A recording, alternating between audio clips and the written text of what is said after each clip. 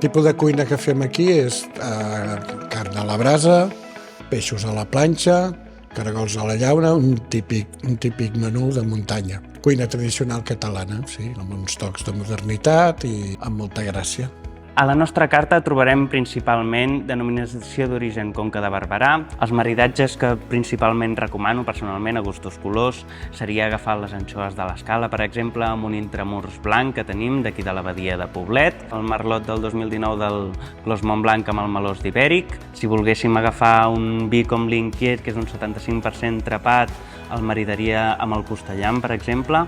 Començaríem per uns caragols a la llauna, típics de la província de Lleida, però, com vosaltres sabeu, s'ha convertit en un plat fetitxe a tot Catalunya. També l'entrecot a la brasa o filet de vedella, llobarro al forn i calamars a la planxa.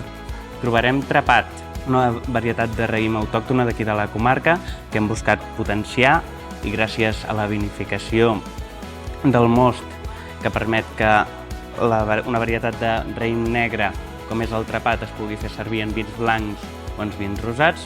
Els caragols a la llauna els posem en una llauna expressament per fer els caragols. Aquests caragols van condimentats, sal, pebre, pimentó picant, pimentó dolç i després un flambejat amb alcohol. Aquest flambejat amb alcohol és el succedani de la crema amb palla que es fa tradicionalment als camps. I això posat en una safata, amb el seu allioli i la seva safata de servir.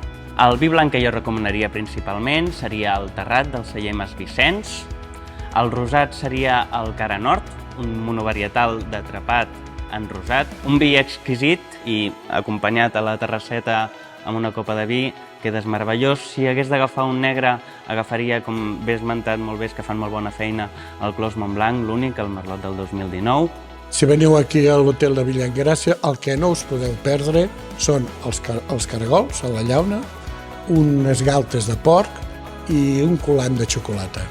Tot això maridat amb vins de la Conca de Barberà, veureu que disfrutareu com mai ho heu fet.